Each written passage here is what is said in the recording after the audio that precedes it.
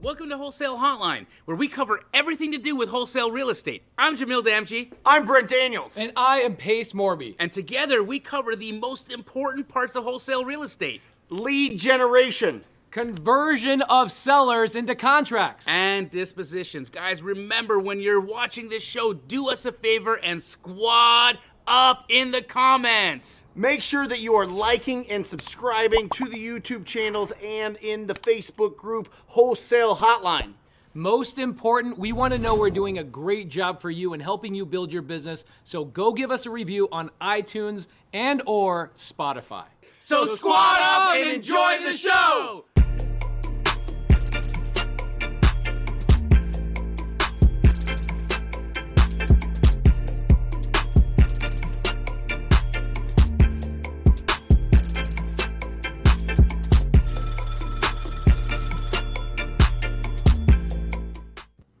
Welcome to Wholesale Hotline number 76.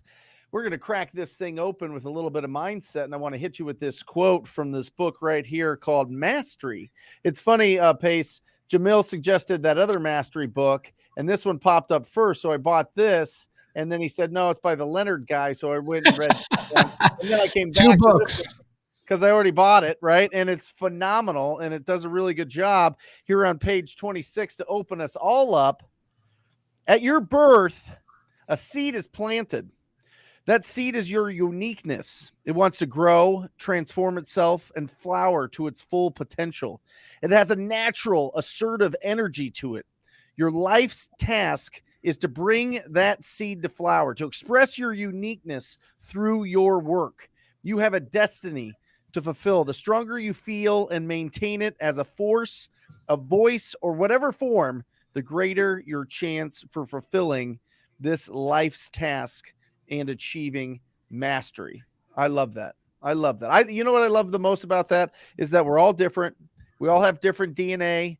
We're all, 1 out of 400 trillion is the chances that we become human beings, right? We all know that from Gary Vee talking about that, how we could have been born a tree or whatever else, right? But I think that it's so interesting that it's not comparing ourselves to where other people are at or comparing ourselves, the skills that we have versus somebody else, or comparing how people are luckier than other people. It's just what is unique about you. What is that uniqueness? What is that life task that you have? And I think that another way to put that is, what is that potential, right? What is the potential that you have? What is the passion that you have that you know that you can, if you did it, you would be extremely happy. And it's something that you can do over and over and over again for the rest of your lives, touching on kind of where we were at last week with the thought of retirement, something that is so exciting and unique to you that you just get fired up and you just can do it.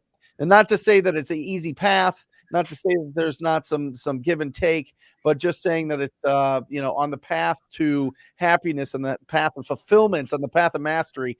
It's exciting to know that we all have unique talents and abilities. So anybody out there, no matter where you're at, you can succeed as a real estate entrepreneur. Just make sure that it's that fire in your belly. Make sure it's not to do it for somebody else, but to do it for yourself. You do that and you get in alignment with yourself and what your goals are, you're unstoppable. I don't think anybody on here watching, listening, whatever, will fail if you keep going and build up your endurance and do this long enough. So there we go. Welcome, Wholesale Hotline number 76 with the young man here, Rick Ginn, out of Florida. You have seen him. You've probably seen him on social media. You've seen on his YouTube channel. He does a phenomenal job of one of my favorite things. One of my themes of 2021. Get loud. Get loud. Get loud. Get loud. Get loud. And this young man has taken it to heart, and you can see the impact that he's having. So, Zach, welcome. Pace, great to see you. Jamil, looking just classy as ever, brother. Let's rock this next 90 minutes. Hey, bro, can you do me a favor, please?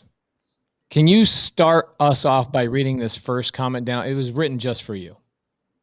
Oh, yeah. Ring that bell. Closed a micro flip wholesale deal on Friday and made $4,350. By the way, you see that? You did a brilliant job, Jamil. You changed the name. Micro flip. Nobody had micro flip. You changed the name from what people would call daisy chaining or whatever, right? Microflip. You microflip this. It's all the words that we use. That's what's important. It's 100%. incredible. So congratulations, Nathan.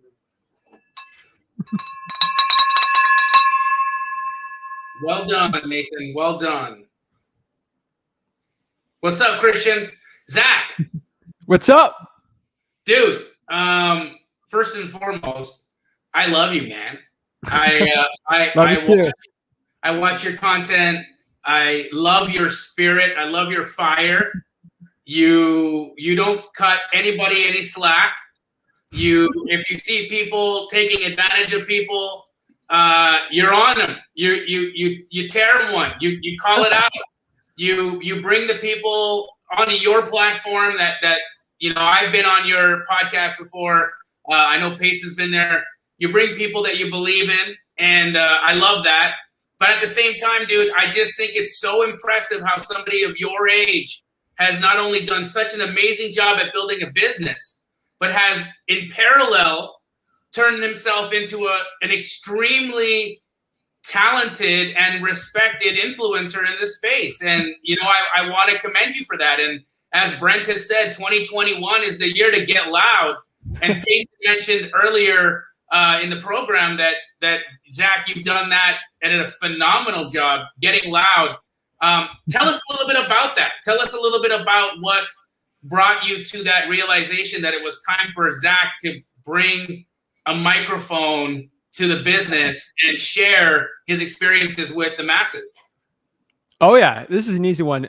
First of all, Jamil, Pace, Brent, thank you so much for coming on. You all three have blessed me going on my show when I barely had anyone following me at all. So you guys definitely were part of my journey. So thank you to all of you guys. Absolutely just been a blessing into my life. I know I've done some deals with Pace's team. So you guys are absolutely amazing. But to answer your question, Jamil, I've been so blessed in my life to have Rick Ginn as my father. If you guys don't know, he is basically a real estate wholesaler of 19 years. He, in my opinion, is the GOAT of wholesalers. And that's saying a lot. And he's truly been the guiding light for me when I started out in wholesaling and where I'm at now. And the lessons he has taught me over the past 4 years has given me such an advantage over every other person starting out in wholesaling. It's insane. And I realized I had two options. I could take all that knowledge and just hoard it in my brain and just destroy Port St. Lucie wholesaling, or I could destroy Port St. Lucie wholesaling and throw Rick behind a camera and everything he told me, click record and just give it to the people in mass. And I decided to do option number 2. And when I started recording him and I started recording my journey going from 100,000 to 7 figures a year in wholesaling, that's when it all blew up. That's really what changed the game for me, is just I started recording the person that changed my life into wholesaling, and it started teaching everyone about it, and helped a lot of people out, and the rest is history. Amazing. You see this? Your dad is watching, bro. And he's super proud of you, man, as we all are. It's just amazing to watch your journey, and how cool is that? How cool is it that Pops is tuning in to watch his son crush it on Wholesale Hotline 77? Rick, you've done a phenomenal job with your young man here, man. He's amazing. We love him. Awesome. So how do you win, Zach? How do you win in this thing? How do you go from not doing any deals to doing some deal? Give some people some texture to your story. You know what I mean? Yeah. So I'll do a quick story. I think a lot of people heard my story, but a lot of people are brand new hearing me out. So quick thing. My name is Zach Ginn. I'm a 21-year-old real estate investor. I used to say wholesaler, but honestly, after doing a bunch of creative financing, wholesaling, fix and flipping, I just call myself a real estate investor now. I'm obsessed with all of it. But basically, I am a 21-year-old real estate investor. I started out in this business at 17 years old. I was a bag boy. And my dad's Rick Ginn, so he's a wholesaler in Port St. Lucie. And I always ran a pretty good business. And I didn't know how to make money starting out. So from the age of 14, I was basically a bag boy at a grocery store. And then for about 4 years, I worked that job. And one day, after just a hard day of working 9 hours as a bag boy, I saw a check on my dad's desk for $20,000. It was a wholesale assignment fee. And I was like, that's double than I'd make this year working full time as a bag boy. And I decided, I'm like, hey, Dad, what do you do? I know you do real estate. It sounds like The Sopranos when they tell everyone that like he works in the garbage industry. It's like he's in real estate. I never knew what he did. Classic. You just won this whole show by being the first person to ever make a Sopranos reference. Congratulations. I appreciate it. But I didn't know what he did. And I obviously didn't understand it. So he basically explained, hey, Zach, I wholesale real estate. He tried to explain it to me in one ear, out the other. I didn't know what he meant.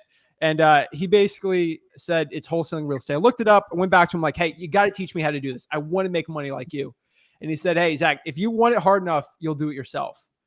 And that was a hard lesson he told me, but it was the best thing he could have ever done for me. I picked up all the books in his library. I read like every single Peter Conti, Frank McKinney book, Robert Sheeman, like all those guys, all from 2004, all those books on wholesaling real estate. Yeah. And it was really a big eye opener for me. And I learned about two options. So either I could have spent 10, 12 grand a month in direct mail like my dad was doing, or I would have had to do this thing I learned in this book called sweat equity, where I'd trade my sweat for dollars if I had no money. And I had about $300 in my bank account. I was spending all my money on my old Honda Accord at the time, and I had no money. And cold calling wasn't too big back then. This was early 2017. There's no. So you're telling me this is before TTP, because TTP changed the game. Mm-hmm. Yes, there was no Brent Daniels, no Pace, no Jamil, none of that. And so I basically, all I knew was we buy houses signs. So I spent all my money buying about 150 Bandit signs. And I was a big high school wrestler at the time. So outside my high school wrestling tournaments in the summer of 2017, I stuck all the Bandit signs out, about 50 a week for about 3 weeks. And basically I got my first call, and this was in high school. And I got kicked out of high school for answering the Bandit sign call. And it was a motivated seller. And I got super excited about it. I ran back home and got kicked out of school. So I ran back. You can't have your phone in school. I love that, dude. I got kicked out of school all the time too. It's great. So I run back. I tell my dad, hey, I got a motivated seller. They want to sell their house. They're looking to change jobs. They're moving out of state and they want to sell. And it was in this like hot zip code in Port St. Lucie. So I'm about to tell him, I got to go run out there. I'm going to get this deal. And he said, Zach, you can't get this deal. And I'm like, what do you mean? Like, I got a motivated seller. I want to go get this deal. He said, you're 17 years old, Zach. You can't sign the contract. So he had to come with me on the contract because legally I couldn't sign a contract. So he went on the appointment with me. He went mute on the appointment because he wanted me to learn my lesson. I did a bunch of the ums and the buts through it, but eventually I got the contract signed, found a cash buyer, made about 20K my first deal. Eventually poured all the money into Bandit signs. And before I graduated high school, made about $100,000. And that was my high school journey. Went up to college. Thought I was going to go dominate the college town I was in wholesaling real estate with Bandit signs. That failed massively. I learned I had to do virtual wholesaling. So I started cold calling. And that's when the game changed for me. That's when I went from an average wholesaler to an elite wholesaler. I cold called from 2 to 7 p.m. every single day on the Mojo dialer in my dorm room for a year straight. Eventually made 100K in about 2 semesters. Came back home, did school online, partnered up with Rick.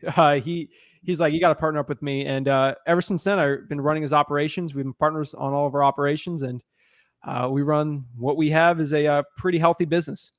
Can I ask you a question? Of course. Did you quit that school shiz? No. I got a full ride scholarship. Wow. Yeah. Well, okay. So I'll talk about it really quick. I have like an eidetic memory. So it's the business school. So all I got to do is memorize terms. So I spend about 2 to 3 hours a week on school, and I just kind of pass through it. I read a textbook, take the class. It's a joke. The business school is a joke. But yeah, I graduated and graduated 2 years ago. So that was it. But I learned nothing from school. So how old were you when you were making 5 hours of calls a day? 18 to 19. So you made $100,000 at 19 years old Correct. by calling distressed property owners. That's it. High equity list, Port St. Lucie. This is crazy, right? I mean, listen, it's an easy formula. Ugly houses, phone number, quality conversation. People go, how do I make six figures? And how do I do this? How do I be successful in real estate? Ugly houses, phone numbers, conversations. Ugly houses, phone numbers, conversations. That's it, right? Here's an example. I mean, listen, Zach, I love that, you make live calls, you're calling and talking with people on your live shows. I think that's a great way to show people the action of that. You're still doing that on some level. Are you still in that routine? Are you more higher level and have other people making calls or other marketing channels? We're completely delegated in our business right now. I think you're referring to, I did a challenge in a month where I did 3 sessions of 2 hours each of cold calling. Yep. Everyone thought I was this master cold. Everyone thinks I'm like the slick Grant Cardone, Jordan Belford cold caller. I'm not. Yeah. I think I'm average at a cold calling. Like, by the way, all that shit's bullshit. All of that is all of that is lies. All of that is fake. All of that is not real. All of it is either staged or it's just cut perfectly. I'm telling you. The reason I don't go on for 2 hours like yourself is it's boring. It's really boring. You're talking to maybe 2 or 3 people that want to sell in 2 hours. People tune out. I've tested it. It didn't go well for me years ago, but whatever. You know what I mean? The fact is you don't have to be perfect. If you have the scaffolding, which is a good script, and understand that you're only going to get a certain amount you're only going to get 6 responses to asking somebody if they would consider an offer. When you ask somebody if they would consider an offer, or you ask them, when do you plan on selling this property? However you want to go, there's a couple different ways. You can go with a yes, no, which a lot of people don't like, or you can go with an open-ended question, which is fine, but I didn't see the needle move over the thousands of calls that I've tested that out on. So you can go with whatever, but just showing up and talking to a distressed property list is 95% of it. For real. The other bit is just a little bit is active listening and having a good enthusiasm, and you're off and running. I'm telling you. Ugly houses, phone number, quality conversation. It's that simple, Brent. It's that simple. And again, you can go direct to seller. You can work with real estate agents. You can work with wholesalers. You can work with dead leads, as you've probably been doing since you've been moving into some creative finance space, kind of following the stuff that Pace does. Zach, I'd like to have the audience have an understanding of what does it look like for you in one business day. Can you walk us through your day from your schedule? What's your routine like? How many hours are you pulling lists? What is that like? Just give us the bird's eye Cliff Notes version of it so that everyone who's out there that's DMing Brent, Pace, and myself, how do I get started? We can take a little clip of this wholesale hotline and send it to them as a response. Yeah. So, I mean, if you don't know what my day is, it's kind of boring. Basically, wake up in the morning, I go work out, and then get back, shower good. We're up at 9. I guess I check the call results of the leads. I check on the appointments for the day that the acquisitions guy's going on, and just checking on the deals. I always check on the wholesale deals that we do, make sure everything's going pretty smooth, but it's kind of a little boring for me. It's delegated out. For the average person, though, I would say when you're starting out in this business, 2 to 7 p.m. is the time that I personally think is the best for cold calling. And then the time before that, you spend with follow-ups and you go on appointments. That's the perfect day for wholesaling, in my opinion. If you go tell me, hey, Zach, I got no money for skip tracing. Okay, pull a county list, do your probates, water shutoff, fire damage properties, code violations, go to truepeoplesearch.com, make a list. There's no excuse out right now. Go to Google Voice, go call. Like, there's no excuse in this business not to get leads. Leads is the number one thing in this business that will be your bottleneck. If you don't have leads come in, you're not going to get deals. Are you still skip tracing with True People Search? Oh, no. Okay, good. No. Just check it. Just check it. No. I'm talking if you're brand new in this business. I'm at the time now where, my time's more valuable than that. But Right now, just checking on the VAs, making sure the cold calling, the SMS going well. But how many VAs do you have running, brother? we have 3, but it sounds very sexy. It's basically 2. One is just for pulling like very, very, very valuable lists, probates, fire damage properties, water shutoffs, and then the liens and the credit card debt lists. That's that VA does most of the time. They're from India. And then we got one VA doing cold calling and one doing SMS, and then that person doing a little bit of cold calling too. But most of our deals are from direct mail. That's a very, very small portion of it. But most of our deals right now is through direct mail. So I'm always checking that most of the time. But most of the time it's just burning fires all day. I'm only working about 10 hours a week in the business. And then usually I do a live at like 5 o'clock and probably make a thumbnail or something during the day. But that's really it. Incredible. Incredible. Here's a question on the screen. What about new cold calling bans that have come out recently? Zach, you and Brent have actually addressed these a little bit in your content. Why don't we touch base on this? Because it doesn't matter how many times we answer a question. There's always new people that come into the show. So why don't we touch base on this? Brent, can I jump on you first and then we'll follow it up with Zach? Yeah, I mean, really the biggest one, bans wise, New York went pretty heavy. Right. New York wanted, just because of coronavirus and emergency situations and everything. Really, it's more of an issue with the carriers. The carriers seeing if this is a spam likely number, or are they just going to block it? Is Apple going to just block it? Right. So it's not only the hardware, but it's the carriers that are blocking some of the numbers. And then you can, without a doubt, scrub for DNC. You can do it right through the batch dialer. They do it automatically, and the litigator scrub. So I'm not exactly sure which bans they're speaking on here, or Jessica's speaking on. She's new. She just is saying she's new. Here's Zach. What are your thoughts on that? Yeah, so I think the number one thing we got to understand is if we're TCPA compliant, which is the Telephone Communication Protections Act of 1991. Again, what we do is we're not selling you something. We're asking you if you're looking to sell your property. We're not trying to sell you a product. This is completely different. This is my interpretation. I'm not a lawyer, attorney, financial advisor. I am not soliciting you to sell something, which is a little different on the TCPA, but that's something I've seen. But in my opinion, I think 10-line dialers are going to die out soon. I think 3-line dialers is probably the best. Yeah. I think the Trace Act is going to just, in my opinion, I think in the future for cold calling, length per call is probably going to be the number one KPI in the future to see if you're on the spam likely or not. Whatever's faster than the auto warranty deed thing, I think we'll be fine. But more length of calls, probably asking more questions than I used to in cold calling to lengthen my calls. I think that'll probably help you with more success, but I don't think it's going to get banned. No, I mean, I think that people just assume that it's a cold call is telemarketing, or picking up the phone and asking somebody if they would consider an offer because you want to buy their property is telemarketing. It's not. I mean, not right now. It's not. So until it is, pick up that phone, and she's in California, so rock and roll. Yeah. Zach, you said that your number one lead source is direct mail, and I find that awesome that we've got somebody that's really crushing it in direct mail on, because a lot of folks have kind of shied away from it just because of its cost and how prevalent people just throwing direct mail away is in today's recycle bin right beside the mailbox world.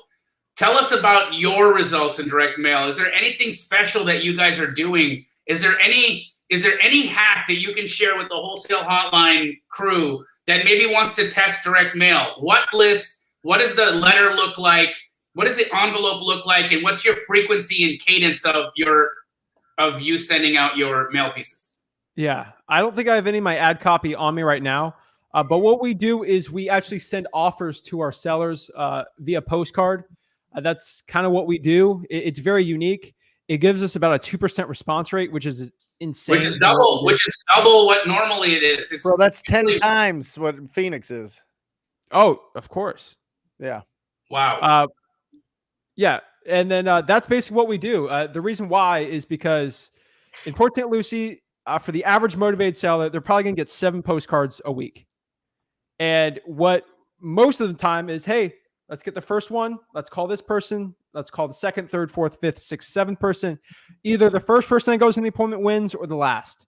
And that's how it's been for the past 18 years in Port St. Lucie.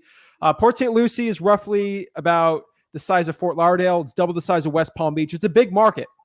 But the issue with it is it's super saturated. So we decided to give offers on postcards, and that's changed the game for us. We're always the first card to get actually called on, and it's helped us a lot. And speed in this business is what's been giving us the most success. Our acquisitions guy will run out there as soon as we can, get the property locked up, and that's what we do. But we mail to any sign of distress in the city, in our market, mostly high equity, a lot of vacants. And that's where a lot of our success has been. We're just doing blanket marketing with the direct mail, and we go very niche on the SMS and cold calling. Who's determining what the offer price is that you guys are putting on the postcard? Is that a high number, a real number, a low number, a Zestimate? Where's that coming from? Yeah, and so how do you automate that so that you can get enough letters out there so that's not your big bottleneck? Yeah, so most of the offers are going to be way higher than I'm going to put a contract on for. The beautiful part about Port St. Lucie is every single property has a really good ARV, but none of the houses are good. They all go through a massive hurricane every 6 to 7 years. They all need new roofs. The stucco's always messed up. There's always mildew. It always needs to be updated. There's a lot of old people in Port St. Lucie. I mean, Florida has been dubbed God's waiting room for a very long time. There's a lot of old people in Florida. And they don't like to take care of the properties too much. So that's the cool part. So in Florida, basically, we give the offers slightly below Zillow. So the key to the metric is we spent a lot of money developing an algorithm for it, where the offer price is lower net than if you used a realtor, but higher if you went with the average wholesaler. So I want to filter out people that just want to get 94% of the Zillow, basically the Zillow minus the realtor fee, minus closing costs, and that's what they net. That's what offer pad numbers. It's terrible. It's iBuyer numbers. I ain't doing that. So we do slightly below that, where they have to accept that they're going to get lower than if they do with a realtor net. If they're okay with that, let's have a conversation. And let's say the ARV is 200 and we offer at 180, and they call us to like, oh, well, I'll take it 180. I'm like, perfect. Let's go to the property. We go to the property. Like, okay, 180. I'm ready to buy it. Remember, we're assuming everything's okay. Well, the roof's bad here. The roofing's bad. The kitchen needs updating. And they're like, well, yeah, I kind of understood you're not going to get that 180. I know that offer was subject to a condition review, and then we basically talk and we go down from there. Sometimes the offer price, we'll just lock it up and the property's immaculate. But we're assuming we give everyone the benefit of the doubt on the postcard that the property's all renovated. If it's not, then we have to come down on price. We make sure we tell them before we go on the appointment so it's not a bait and switch. But the most important part about that is once you get that call to the acquisitions person on the direct mail, it's locked up from there. We're talking about your dog. We're talking about the Miami Dolphins. We're talking about fishing. Like, the report is being set instantly, where I'm going out there as soon as anyone else and we're locking it up. We condition the seller before we go on the appointment and we get that thing locked up, because if we don't, there's 5 wholesalers behind us every single time. Awesome. Jamil, I think this one's a good question for you.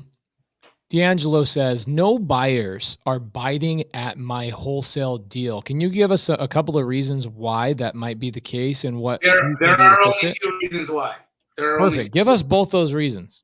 The first reason is, D'Angelo, you're either marketing it too high because you locked it up too high, or you're wanting your assignment fee or your profit to be too big. So what I would do is really understand, are you locked in a good deal? Do you actually have a deal? The second thing, D'Angelo, that you didn't tell us, it's in Michigan. Okay, so what part of Michigan? So there's parts of Michigan that have a lot of investor activity. Then there's parts of Michigan where there's really no one buying anything. You want to be where the buyers are, because that's what's going to bring liquidity to your deal. If you are trying to go and market in an area because you don't want to run into other wholesalers and you don't want the competition, so you're marketing to an area of Michigan that may have less wholesalers and less competition, that's also going to mean there's less buyers. So I want to find out what part of Michigan that deal is in. And then lastly, D'Angelo, where did you build your buyers list? Who are the people that are on your list? Are you effectively reaching them? Do they know you? Are they expecting your email? Do they put priority on your email? Are you going to spam? There's a lot of people, a lot of wholesalers that have amazing deals that just get a list from another wholesaler and then they email their deals to that list, not understanding opt-ins, not understanding how to really optimize their email platforms and how to create relationships with those buyers. And unfortunately, they end up in the spam folder. So you might have an amazing deal, D'Angelo, but if no one sees it, guess what? No one's going to buy it. Yep. So those are typically the reasons why your deal isn't selling.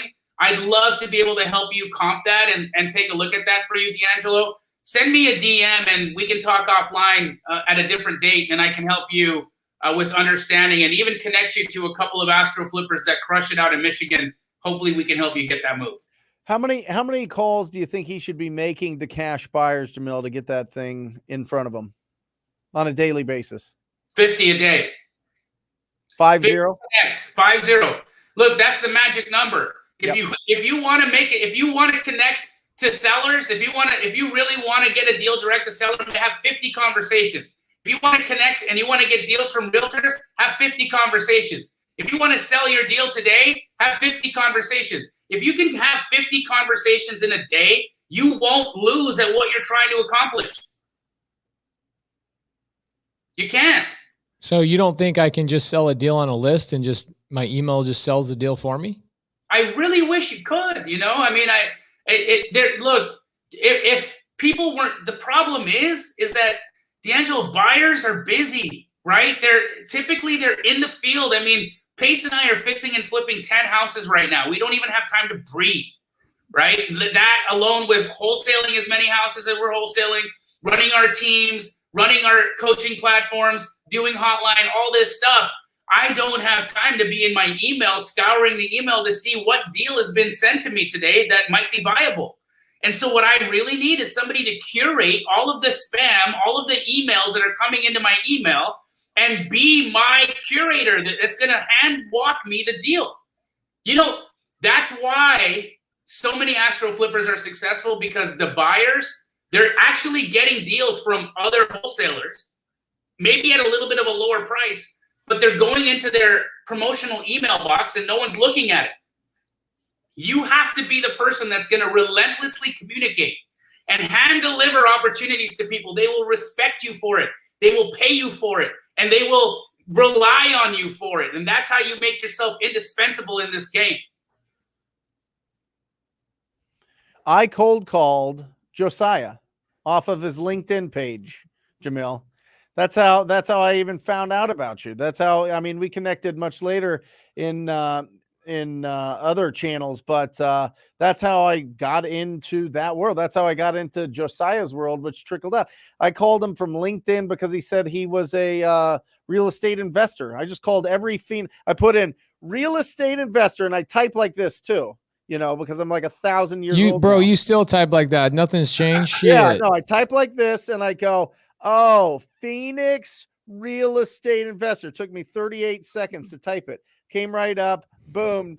There's Josiah's face and about 50 other people. And oh, by the way, 12 minutes after that conversation, I sold that deal to Josiah, who probably sold it to Jamil, who probably sold it to Zach Keeps. You know how it be.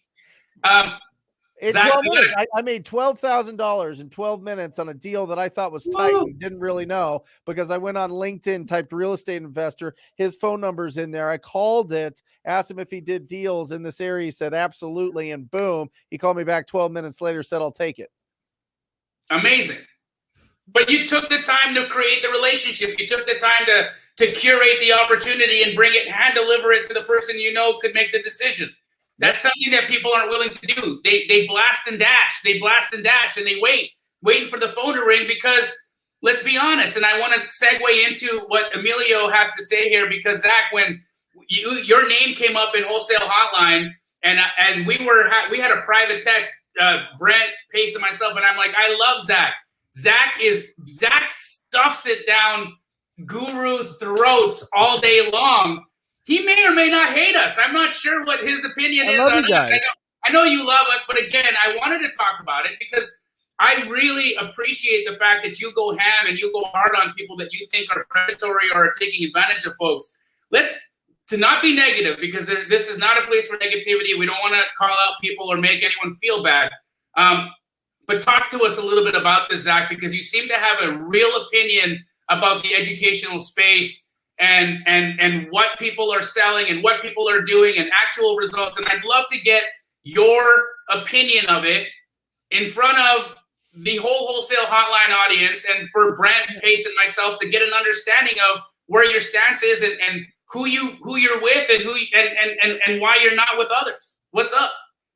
Yeah, of course. One quick tip for D'Angelo. D'Angelo, if you're having a problem sell your deal, if you're local, go to your local real estate auction and go pitch that deal to 20 people there and just see. And do the people that actually put their name on the paper. Go talk to those people real quick. Foreclosure auctions are going on right now. Yeah. Well, I'm in Florida, so they don't care about anything in Florida. But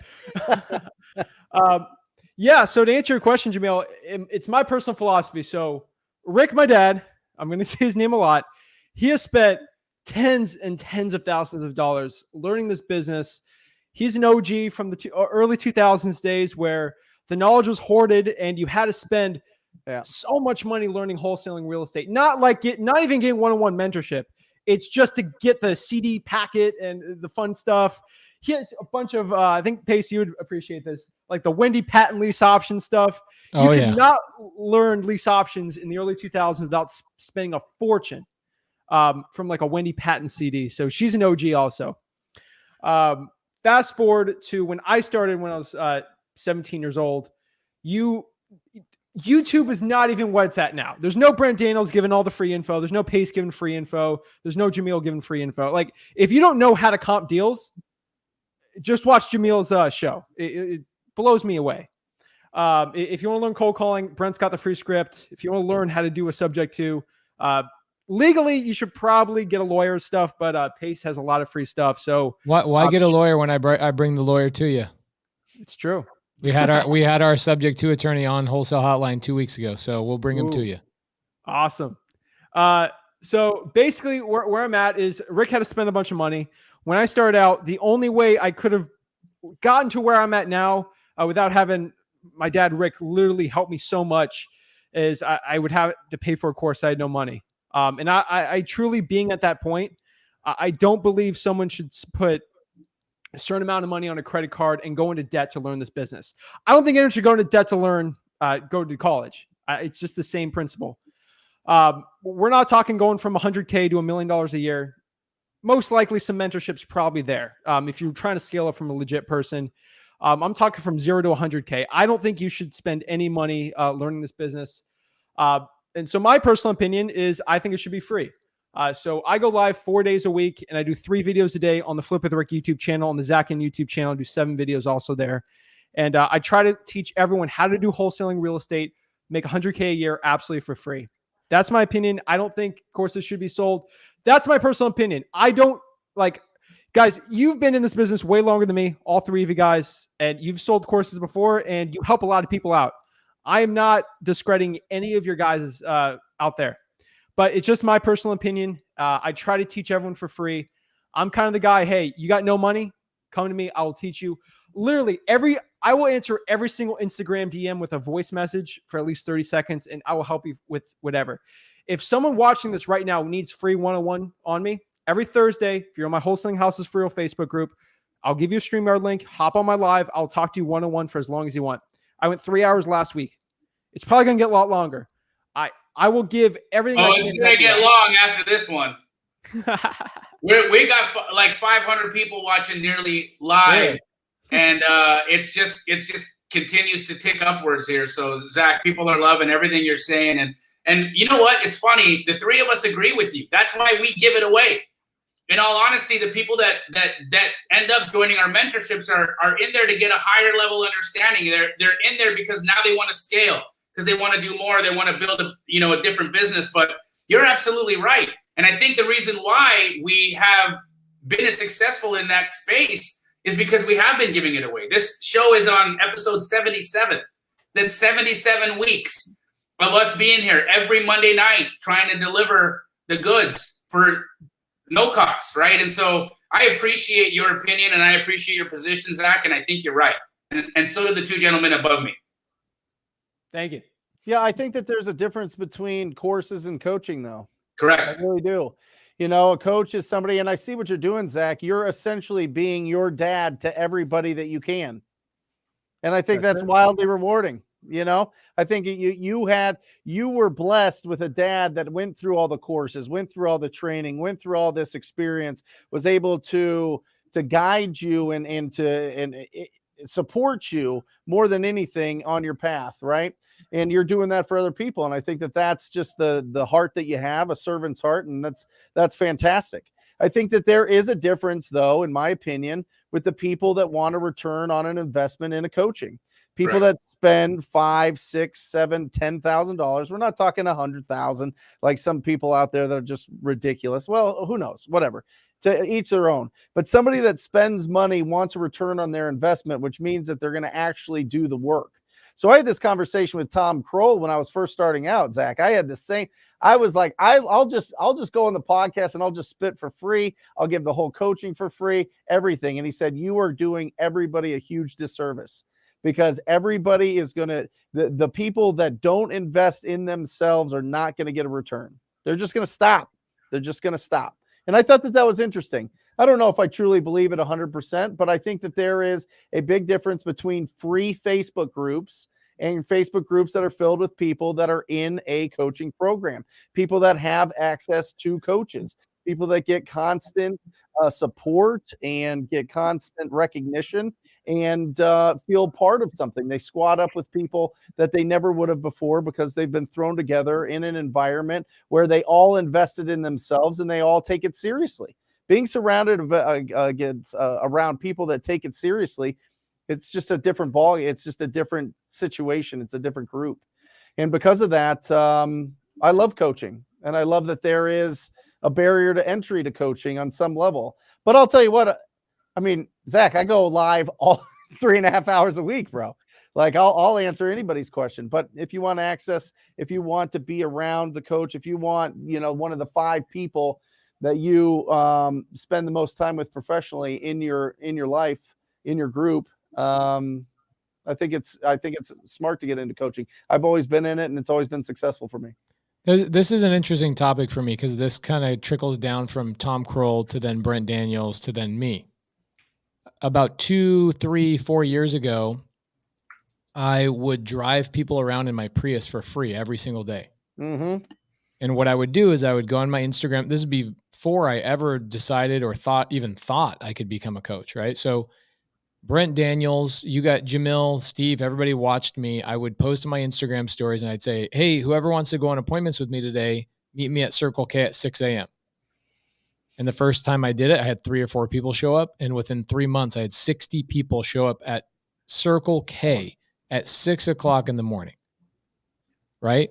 Then after a long time of doing that, I became known as the guy that would just take people on appointments, not only to sellers, but also to my attorney's office, my title office. We'd go raise private capital together, go walk construction projects, would do all these things. Brent Daniels calls me and he goes, man, you are doing these people a disservice. I'm like, what do you mean, man? I'm helping all these people for free. And he then says this thing to me. He says, people pay attention to things they pay for, whether it's $1 or $1 million. They pay attention to things they pay for. And I was like, I don't know what you mean, man. I don't know what you mean. He says, well, go back and count all the people that drove around in your Prius with you that absorbed that free information. What percentage of those people are now living the life that they sought out to live? And I go back and I'm like, holy crap. Like most of these people didn't even they saw what the business looked like and all of a sudden never heard from them ever again. So I'm curious about your thought. There was actually a comment on the screen, Zach, where people say, hey, you know what? Unfortunately, people say people very rarely pay attention or take free information as seriously as when they psychologically commit to something, even if it's, for example, here's a difference. Forget about the $1,000 mentorships. Forget about the $100,000 mentorships, right? There's these ones that charge people 20,000, 50, whatever. Forget about those. How likely are you going to read a book that is given to you versus a book that you go into the store and you buy? There's a psychological difference between those two things. What are your thoughts on that? Yeah. I mean, I 100% agree with you. I tell everyone they have to buy in with me. They're just not giving me the money. What I tell the people, this is my opinion, you're going to spend $1,000 on a coach. I want you to take that $1,000, skip trace a list, and buy a Mojo dialer. That's your buy-in. You just spent money. Love now that. watch me. That's their buy-in. That's what I say. Use that money, spend it on your own marketing, investing in yourself. Education's great. I think spend $1,000 on a Mojo list with a high equity or something that's very motivated, and calling that gives you all the tools you want. Hey, got $1,000, spend that on gas money, drive for dollars, cold call. That's your I buy-in. love this. I love this. I just had this conversation with somebody the other day. Okay. And they call me and they ask me a question that I answered to them probably 25 times over the course of the last year. Okay. And the reason why this call was different is because now they're actually finally, after this whole entire time, they finally took action. They have a deal. That deal is posing problems for them that they now have to overcome. So I'm on the phone with this person literally a couple of days ago. And I go, isn't it interesting that the information that you were absorbing last year was interesting, but now that you have taken action, it has converted from being interesting to important. So what I love that you're doing, Zach, is you're getting people to buy in and take a pound of flesh out. Are you serious about this business? Stop consuming the content. Consume the content, take the action. Come back for answers to the problems that you create. Because that's essentially what we're doing all day long, is we're either A, finding problems that sellers have, or B, finding problems we have in our business. And that's when information that you're absorbing is no longer interesting. It's now important. So I love that you're doing that. That's super smart. Thanks. I appreciate it. Again, people are paying me with the most valuable asset. I know very young people don't understand this. This is something only rich people understand, but the most valuable asset's not money, it's time. And I go live for a lot. I do a lot of content. So people are paying me in their most valuable asset, even if they don't know it or not. That is the most valuable asset, in my opinion. So it's crazy. I think if you're spending time even watching the show, just understand you're investing. What is it? 2 out of 24 hours, 2 out of 16 hours you're awake of your life today watching this. Do something about it. Here's a question for you. So you are saying you have people do a buy-in of $1,000 and buy, skip trace a list, pull the list, get a dialer, and then start cold calling, right? Mm. Are you giving that? Is there like a secret sauce to a list that you're giving people? Is there some magical list out there that nobody knows about, only you know about? What are you telling people what list are you telling people to pull? You go to the government and you ask for all the government lists. I don't know, I'm terming it a government list. Every type of list you can get from the government. Super motivated sellers. Probates, code violations, fire damage properties, water shutoffs, tax liens, divorces. Go to the clerk of the court and just pull everything. Credit card debt lists, anything you can get for free. You're going to have to spend your money. Spend your money or your time doing it. Get a VA to pull it, or you're going to do it yourself. And use True People Search if you got no money. But I mean, batch skip tracing is where it's at. I say government lists. If you have more money, use PropStream, use batch for your stuff. But if you got no money, government lists are where it's at right now. So you're saying that once the government gets involved in these sellers' situations, they got a major problem. Oh, yeah. Go through that list one more time for people that are brand new. Yeah. So it'd be probates, water shutoffs. Most cities don't have it. Again, I'm in Florida. It's doing well for us. Most cities aren't shutting off water yet. Utility list, lien list if you want, tax lien lists, fire damage properties. You can't go to the clerk of the court for that. You have to call your local firehouse. They're going to say no 5 times. You're just going to keep calling them until it's so annoying. You're like, okay, here's the list. I'm telling you, you're going to be the only wholesaler in your city doing that. Oh my gosh, it's amazing. Those are basically the list, tax lien lists. But is there an easy website to find those, or where do I go to find those? Fire damage, you go straight to the firehouse. Code violations, you go to the code enforcement department. They love me for my bandit sign days. I still have I think a $5,000 outstanding they have for me. They don't know who I am though. They hate me there. Water shutoffs, utility department, and probates, tax liens and divorce are probably on the clerk of the court or the court magic, whatever it is in your city or county. Okay, so it looks like some people that follow you know about you pulling credit card debt list. Do you have a credit card debt list? Where do you pull that? That is basic. I call it the other list. I pull that from PropStream. If you go to the other tab and you manually go through them on the other lists, either someone has an IRS debt lien.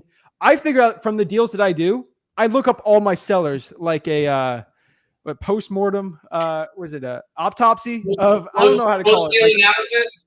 A detective Analysis. I look at that seller and say, hey, what's going on? I say, wow, this massive $60,000 deal. This guy had an IRS lien of $15K.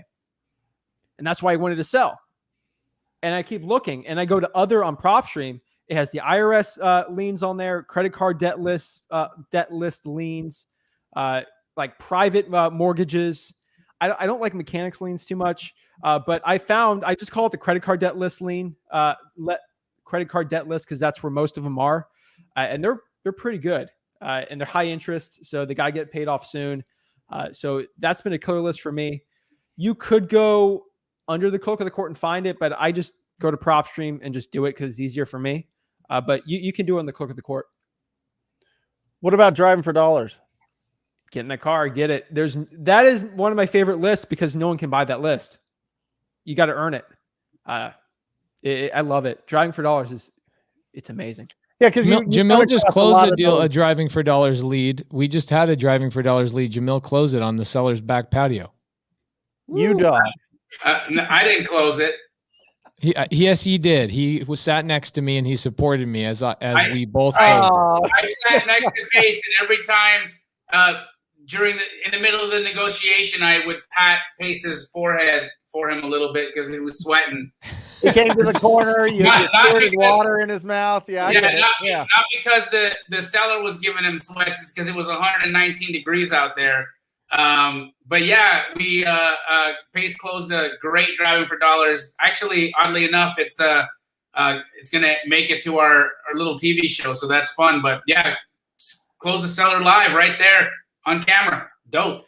Hey, we missed it real quick. We had somebody that joined the 50K club here on the side. I saw that. It was up there. I'm so sorry. I want to say congratulations. I am telling you, there is something magical that happens when you hit a 50K plus deal that changes your brain forever. Remember, you used to look and you're like, how do people buy that stuff? And how do they get those watches and those cars and those houses and this investment portfolio? And then you get a 50K deal and you're like, oh, baby. Yeah, I am on my way. I've got this. It makes you think a lot bigger. All of those W-2 checks that you get for $700, $1,300, $2,200 every 2 weeks, and you get 50 grand wired into your account and you're staring at that for the first time on your phone or computer. You're like, oh, it's all changed. Congratulations, John. There you go, brother.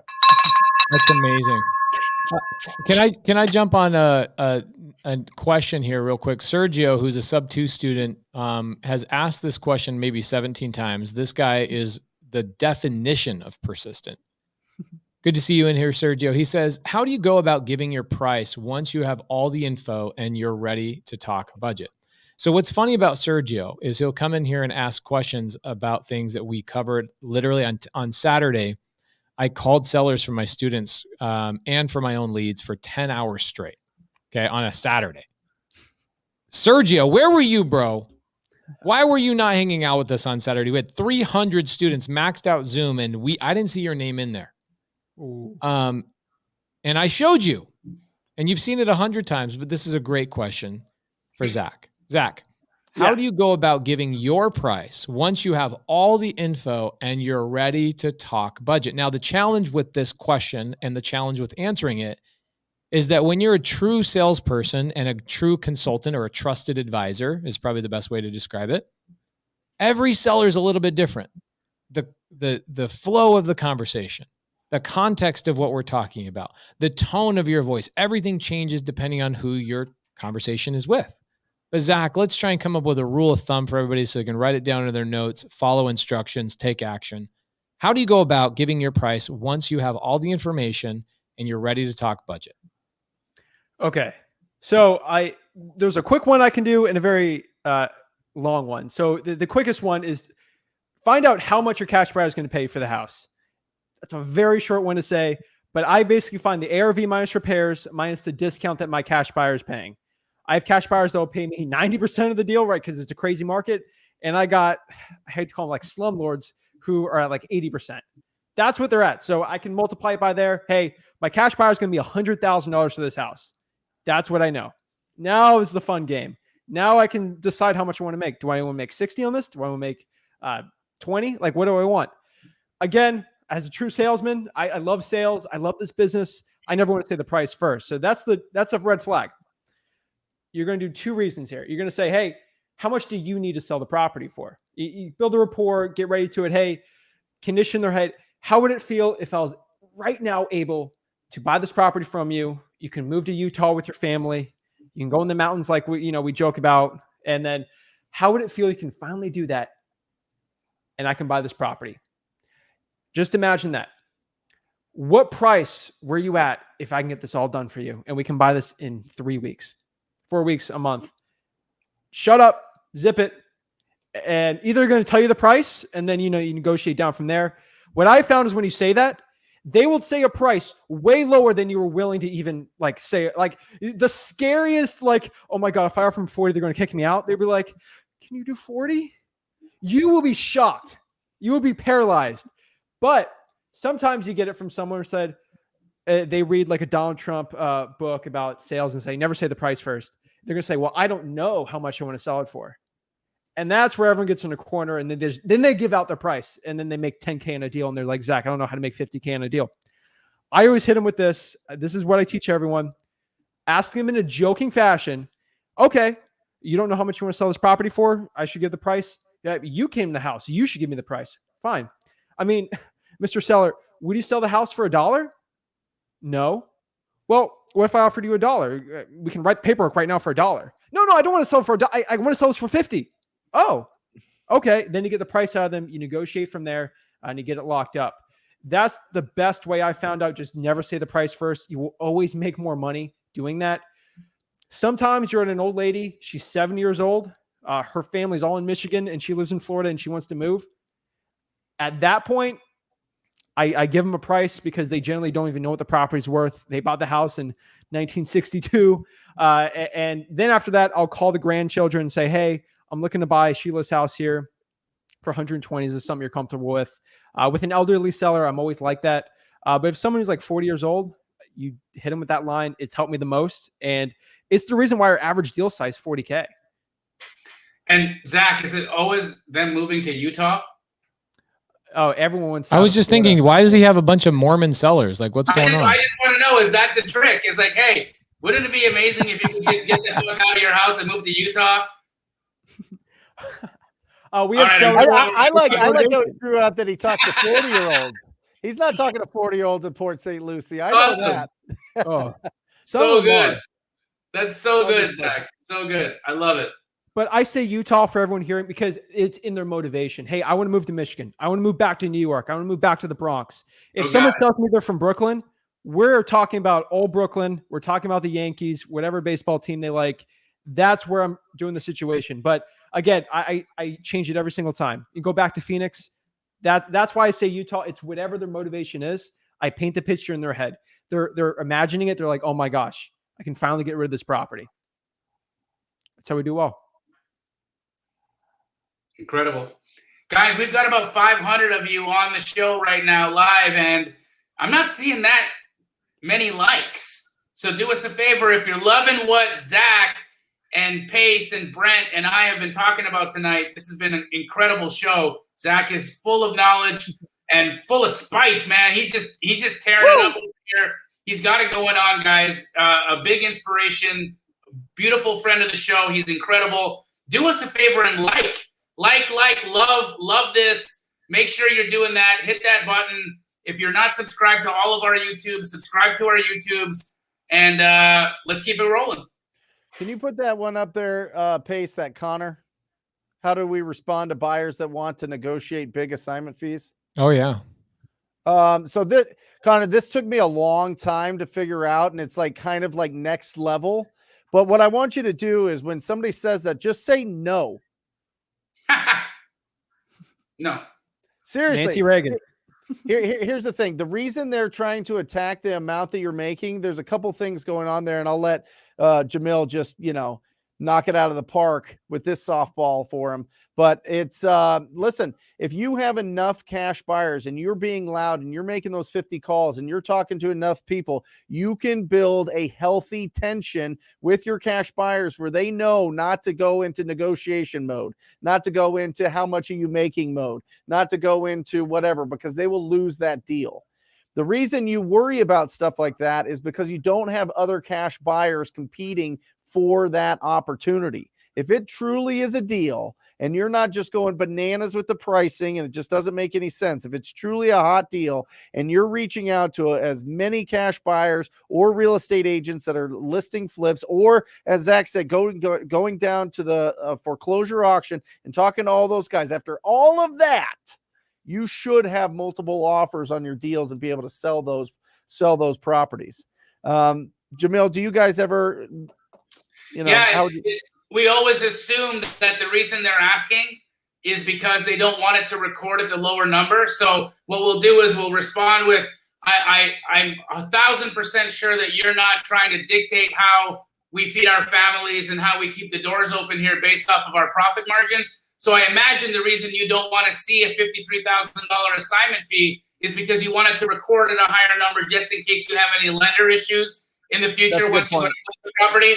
So what I'll do is I will switch this to a double escrow, and that will eliminate that situation all in itself. However, understand that it probably costs you an additional couple of $1,000s for that to happen. So it's up to you how you want to play it. Love it. And you're right. That is a big factor for some people that are having issues with appraisers, seeing the original purchase price and saying, "Hey, wait, why is it so much more?" You can always communicate and say, "Hey, listen, I bought it for this. This is my closing statement of what I purchased it for the cash buyers." But it doesn't look as good to the banks if they see it bought at 200 and sell for 550 in 93 days. Right. Yep. Because they're tense. They want to make sure it's a legit value. Yep. It's incredible. Awesome. I've got a question for the group. So Tuesday night, I get one of my students, Ted Miller, comes into our Zoom and he says, "Hey, Pace, I've got a problem on a potential sub-2 deal." I go, "Okay, great. Tell me the situation." And he goes, "Well, I have this lady. Her name is Jacqueline out of North Carolina. She's 67 years old. Her husband just passed away, and she got under contract with a wholesaler. The wholesaler actually convinced her not to list her property, which she would have had the time to sell her house. She moves all of her stuff out of her house with the last money she has. She puts it into a U-Haul. Now she's a 67-year-old single lady sleeping on a sleeping bag in her home. 2 days before close of escrow, she's freaking out because she doesn't even have money to buy groceries. And she's wondering, where is this guy? Where is this guy? Where is this guy? It is amazing to me because I hear people talking about the regulation of the industry coming, right? And it's these exact situations that I feel like the real estate boards and the realtors have a very strong argument against wholesaling and forcing it to become regulated, which I'm actually in favor of it becoming regulated. But my question is this: what are your guys' thoughts? What is causing wholesalers? Now, we ended up buying the deal. I bought the deal sub-2. I'm actually giving the lady $15,000 in cash, taking her house over sub-2. It's going to be a great Airbnb. Super excited about it. However, we help her out of a situation. We've sent her money before we even closed escrow just to help her out. I'm wondering, what is it about wholesalers and wholesaling that is causing people to get into these types of contracts where they have no purpose or they have no reason to be in these contracts. The ARV of the house was 200. He gave her 196 on the purchase price. Didn't learn how to comp the deal, dog. He had no Is idea. that's what I want to understand. I want to understand, is it truly coming down to just comping, do you think? Or do you think there's maybe a list of reasons? Because my first gut feel was like, why is he not watching Straight Outta Compton with Jamil? I send everybody there. It's the greatest show. It's the only great, comping show I've ever seen. So is it just comping, Brent and Zach, or is there something else causing these wholesalers? Communication. It's communication. Let's walk through that. Unpack that for me. Well, and by the way, listen, this isn't just wholesaling, by the way. Okay. Like, number one industry that people have the most complaints, auto industry. Second, real estate. Freaking great point. Real estate. Real estate is number two as the worst at communicating with customers. And that is for mostly real estate agents. All right. So it's just a weird, because we have this timeline that it takes, this escrow period that it takes to close a deal. Some people just go silent and disappear. I think that if there's over communication, if that wholesaler was to say, hey, listen, I think I made a mistake on my pricing. I can do the deal at this price at 130,000. I can't do it at 195. And they say no, then at least there's communication there and you can part and get out of there. It is the lack of communication. People calling, people texting, people emailing, trying to get hold of the wholesaler, and they're not responding because of whatever reason. Maybe they're doing something else, or maybe they're just, they feel like they're going to lose the deal if they have a conversation with them, or somebody's going to be mad, or somebody's going to be, kind of just in a bad mood type of thing. Communication. It's communication. If they communicated, it would have been fine. If not, because they didn't, that's where you get in trouble. Sam, I just want to say, realtors aren't, honestly, they're not terrible, brother. They're misinformed and they're undereducated. They don't teach how to comp at licensing school. They don't teach agents how to comp houses. They don't teach sales. They don't teach sales. They don't teach customer service. So how does that correlate? It's an interesting thing. They're not terrible. They're amazing people.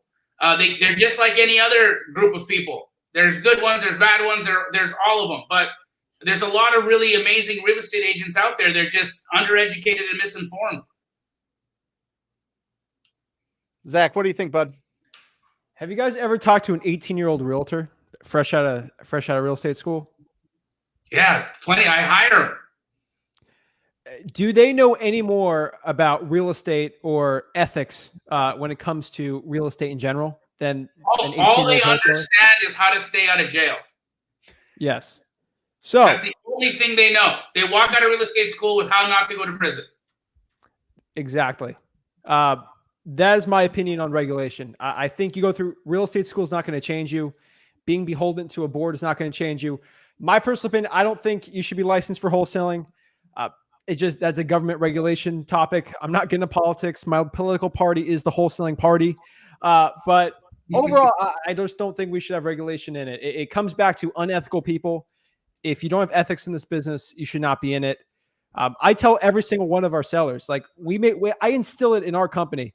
You tell the seller, you will make more money with a realtor. You should go with a realtor. If they say, I understand that, but I want a quick, easy cash sale.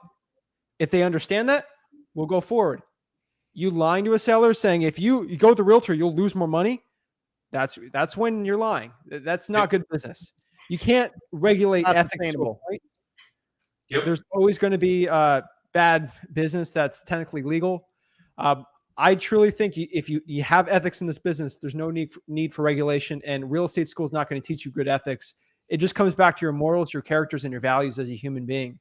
I'm not going to get into karma, but I truly believe if you do good onto people, good or bad will come onto you. It comes back tenfold. So that's my opinion on it. True. Yeah, you see that.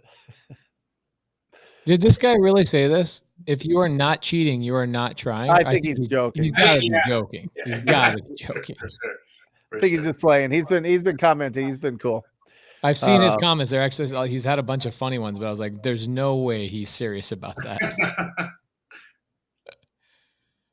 So Zach, tell me, what does your business look like today? Are you going on appointments anymore? Are you closing the deals? Or are you fully automated? You're not involved anymore.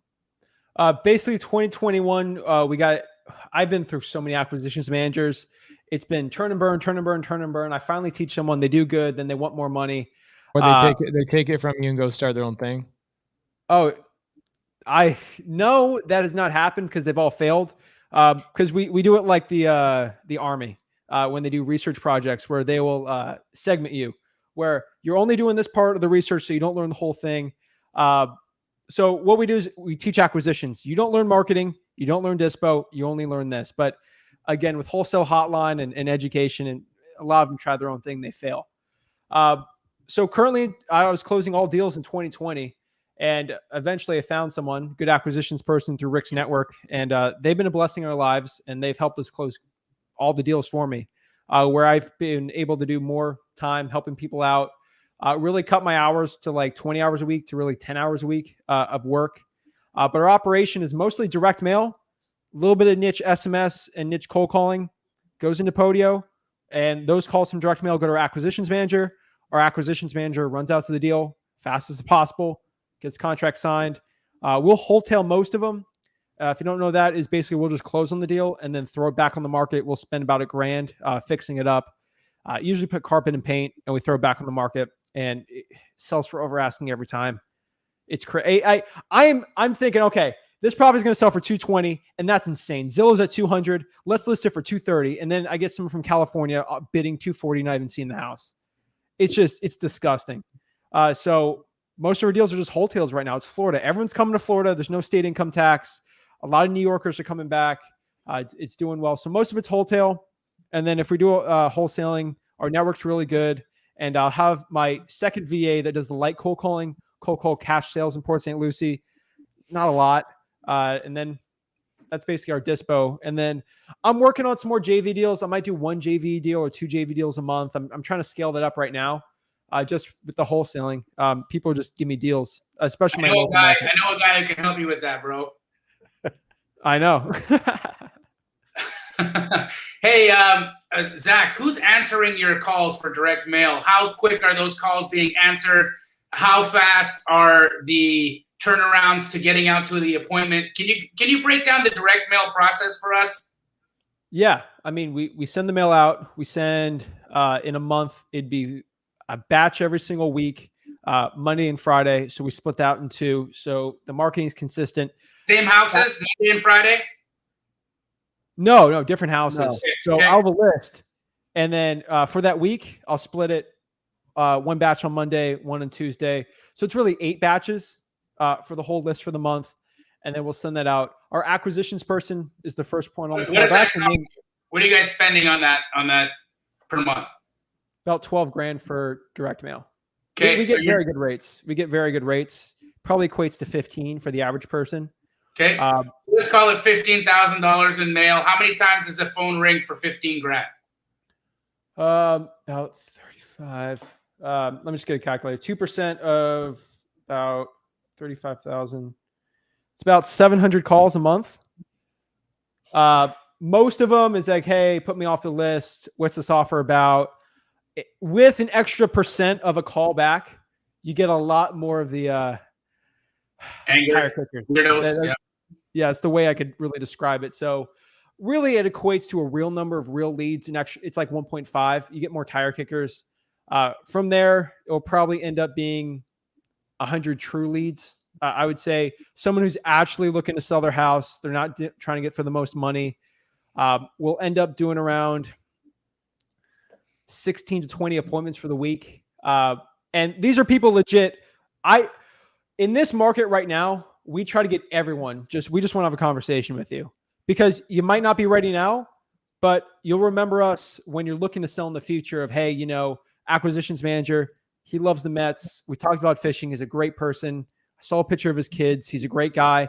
They'll give us the call back when they have other calls and we'll get that deal. It's helped us a lot.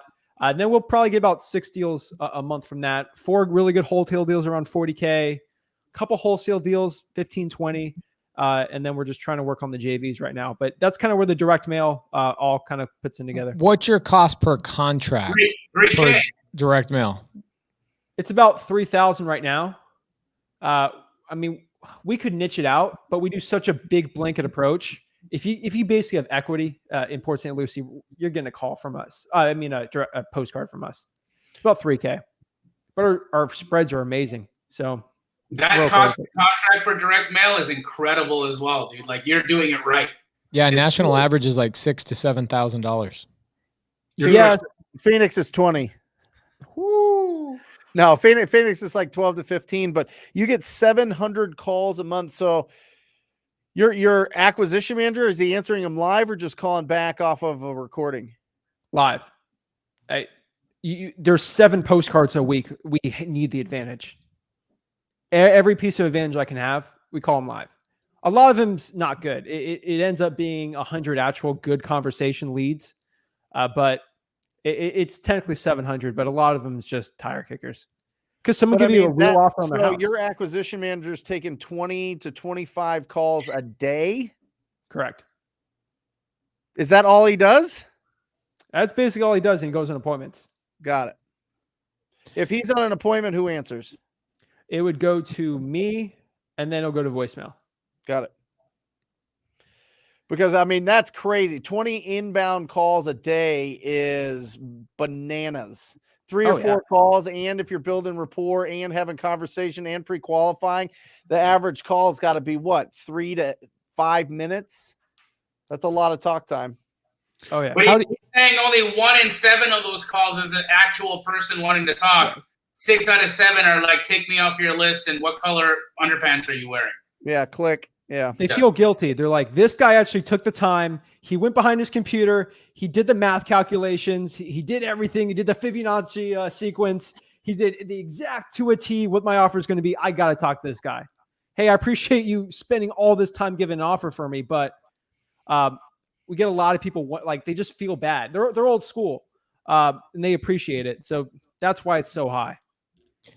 Ketsa Gardner says, Pace, I'm an astro flipping student. How do I get a hold of you with a sub 2?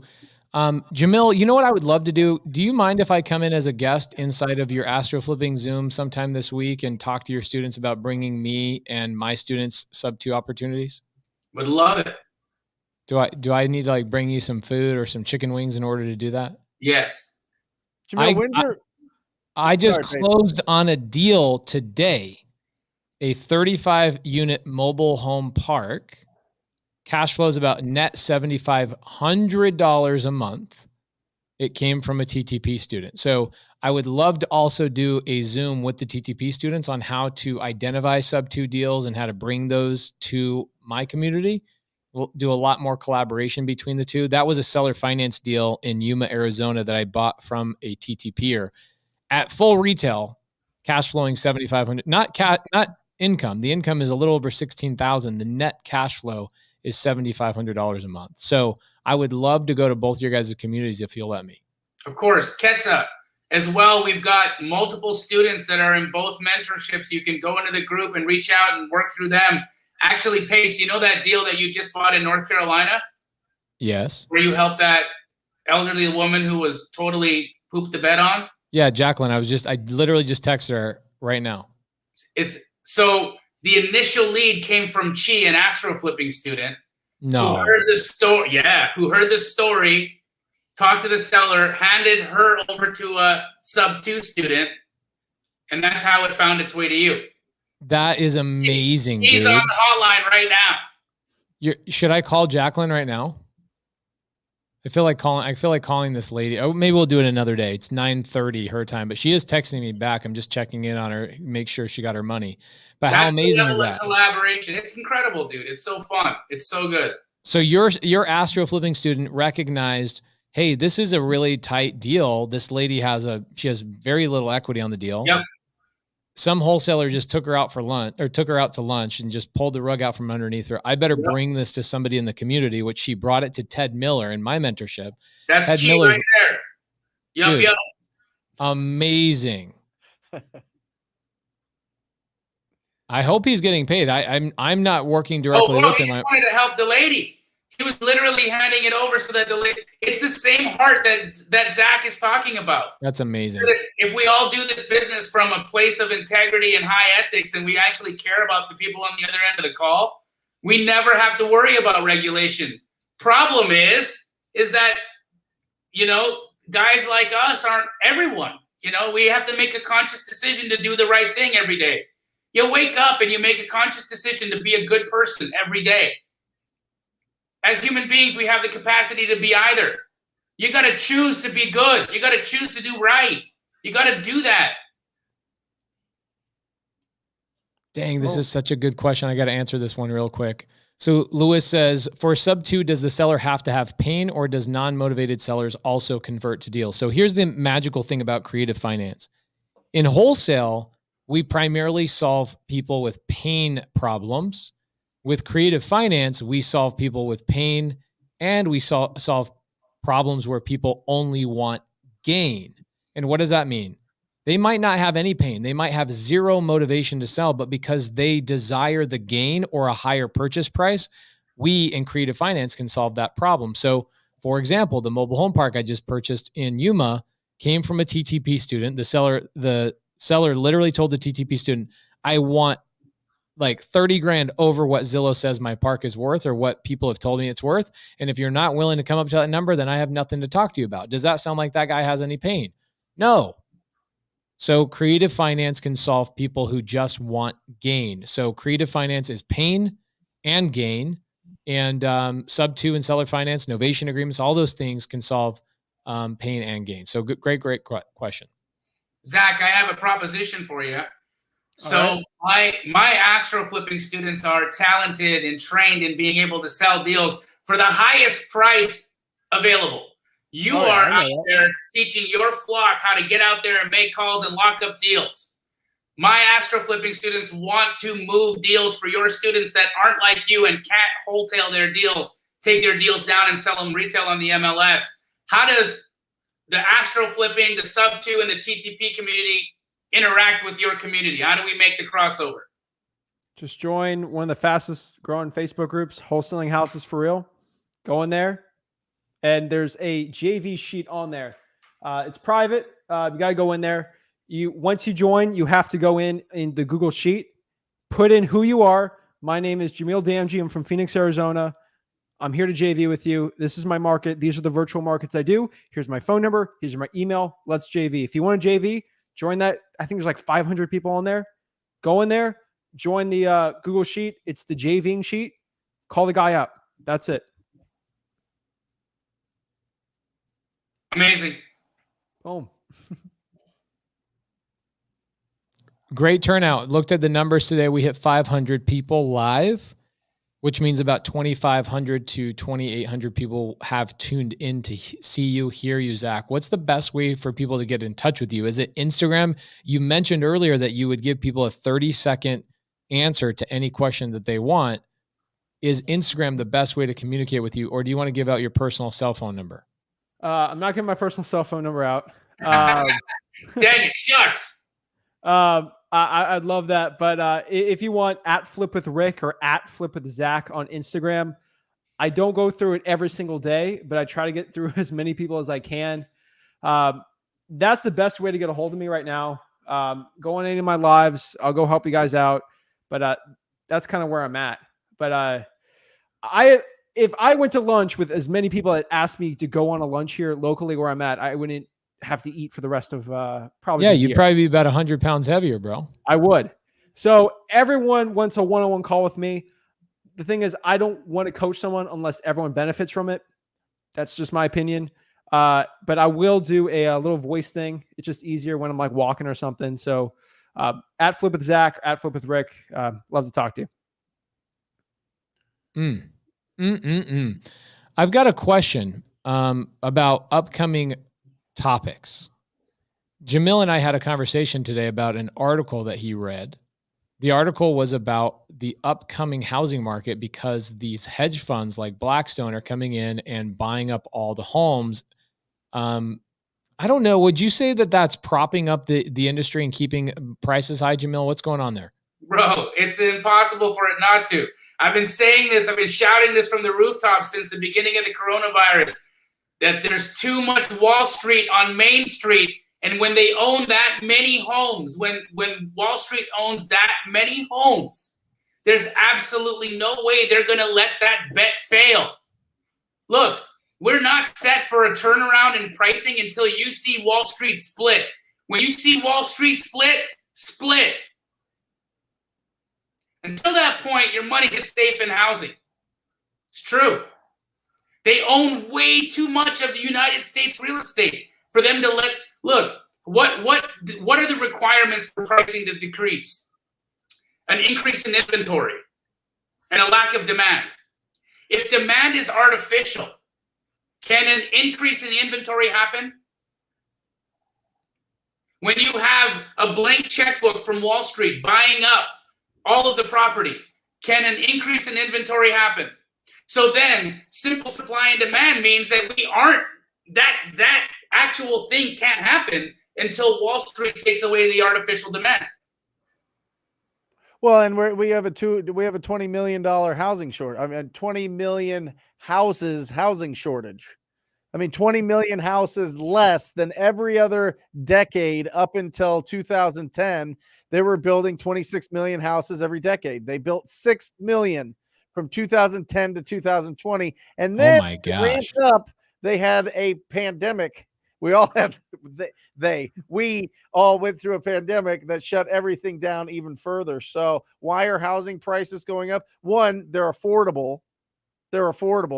And we had a great presentation at that mastermind we were at, you know, compared to what is housing expensive, you know, everything else has gone up in value as well. So, you know, it's whatever. So my question about that topic is why don't we, because think about it, Rick, who's Zach's father, has been wholesaling since 2002 or 2000, maybe even earlier. Well, 2002. We started around the same time. What did he go through?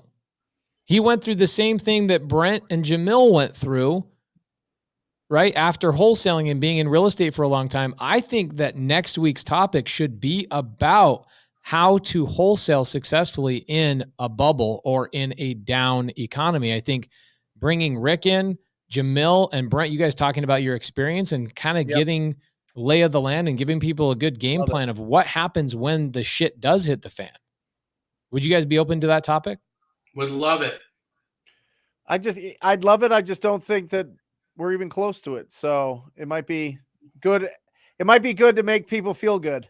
But that's exactly what I'm saying is why don't we give people there's people that are afraid to buy properties. I have people that DM me and go, is now a good time to buy a property? Is now a good time to fix and flip? Is now a good time to get into wholesale, or should I wait until there's a market market crash? Our job here is to squat up and get people to take action. So I think that having that as a topic would be a great idea. Zach, would your dad come on here? Your dad's pretty awesome, but he might have retired from live video. I don't know. He does a live every week. I know this. I'm trying to get you to say this to the audience. He'll do it. And the only day we don't go live during Monday through Friday is Monday. So I'm off Saturday, Sunday, Monday. So he'll be on. I just got to make sure he's not like going the Keys fishing or something, because it's what he does. But I can lock him down if you give me a couple days notice. You guys don't go live Monday because you're both watching Wholesale Hotline, right? Monday Night Football. But yes. Wholesale Hotline too. Well, what we'll do is we'll have Kelly Hanno, who manages the behind the scenes of Wholesale Hotline. She'll reach out to your pops and you and see if we can get that scheduled up. I know we have Scott Oots. I don't think that's this coming week, but we have Scott Oots coming up in the next couple of weeks. He does about $400,000 to $600,000 a month in wholesale revenue in California, of all places. One of those places that people say is impossible to do wholesaling. And we'd love to get your guys' feedback. Tell us who you want to come on the show. Go to Wholesale Hotline Facebook group. I think we have well over 20,000 members in there at this point. I would love to see your guys' comments in Wholesale Hotline Facebook group and say, here's who we want. Give us what we want and we will deliver. Jamil, Brent, Zach, what are your guys' final words as we wrap up Wholesale Hotline episode number 76? Brent, ahead, take Zach. it. Go ahead. Guys, this was probably, in my opinion, one of the most eye-opening wholesale hotlines, because we got to see an amazing perspective from an amazing young man. It's not often you get people on the show who made $100,000 in high school legally. Then goes on to complete his degree and creates a 7-figure business with his father, to where he now only works 20 hours a week and is able to give back at his young age. Folks, listeners, wholesaling is real. It's incredible. And you need to get this to be a part of your life. Go join Zach's Facebook group. Go join Pace Morby's Facebook group. Go to Brent Daniels Live every Wednesday. If you do not give yourself the gift of understanding how this can change your financial destinies, then there's no point. There is no point to your journey as an entrepreneur. You have to do this stuff. Take action today. Take action today. Take action today. We will see you next Monday. Wholesale Hotline 77, guys. We're out. Brent, leave us with a final quote. Oh, shoot. Okay, got it. Here we go. Right here. Feeling that we are called to accomplish something is the most positive way for us to supply this sense of purpose and direction. It is a religious-like quest for each of us. We're all unique. We're all out there. Just be you and just go, go, go. Have quality conversations, and you will win the real estate game. Thank you, Zach, for joining us. I know it's late, super late, but and thank you for everybody else. Over 500 people here. We love you. We support you. Great job. Zach, thank you so much, guys. Have a great week. We'll see you next week on Wholesale Hotline. Bye-bye. Or just say squat up. So squat up and enjoy the show. Yeah. Yeah. Okay. 1, 2, 3. So squat up and enjoy the show.